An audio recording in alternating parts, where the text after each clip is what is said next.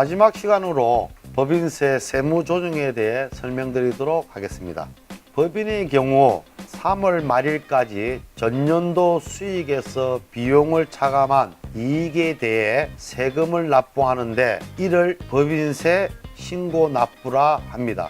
법인의 경우 3월 달에 실시하는 법인세 신고를 세무조정이라고 하는데, 이는 기업회계에 따른 손익계산서의 수익과 비용을 법인세법에 따라 조정하여 법인세법상 이익을 계산하여 세율을 곱하여 산출세액을 계산하기 때문에 법인세 세무조정이라 하고 있습니다.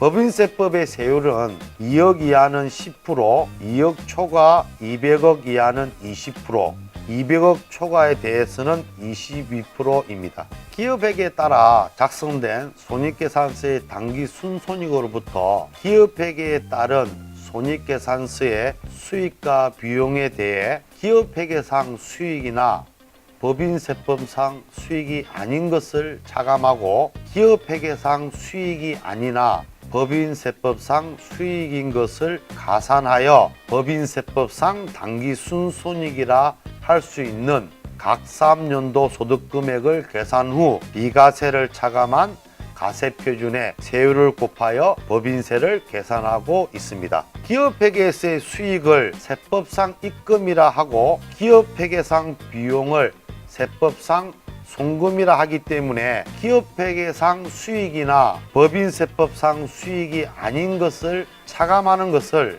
입금불산입 세무조정이라 하고, 기업회계상 수익이 아니나 법인세법상 수익인 것을 가산하는 것을 입금산입 세무조정이라 합니다.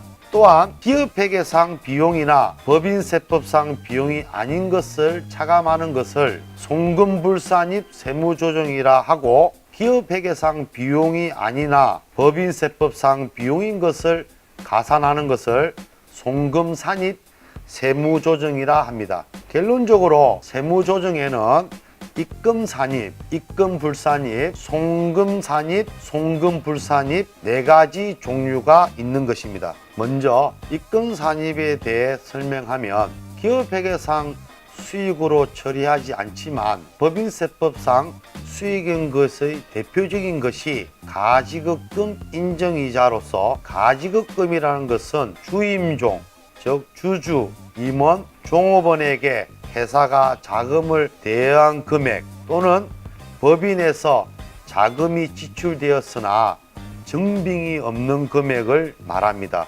지출하고 증빙을 수치 못한 경우 법인세법은 법인의 대표이사가 회사의 자금을 가져간 것, 즉 빌려간 것으로 간주하여 대표이사가 법인으로부터 자금을 빌려갔으므로 회사에 이자를 납부하여야 하는 것으로 간주합니다.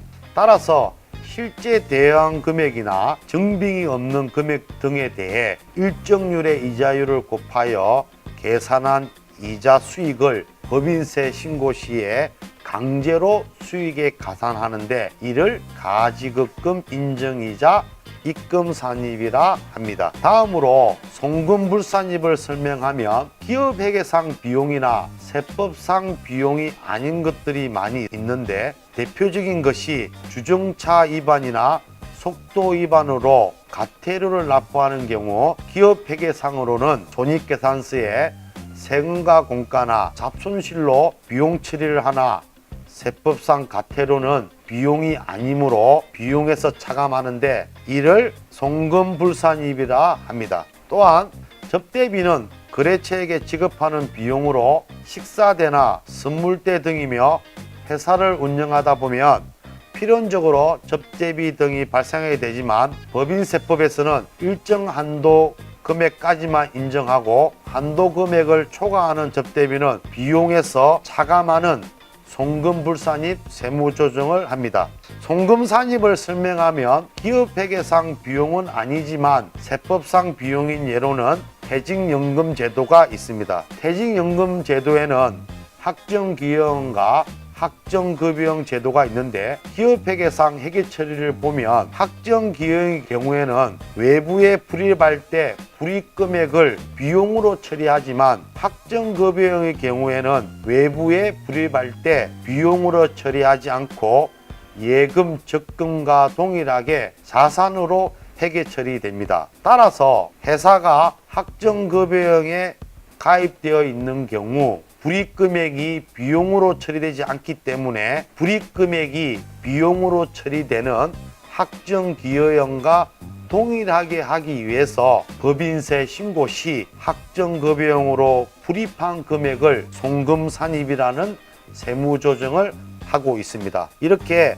법인세 세무조정에 대해서 설명을 드렸습니다. 감사합니다.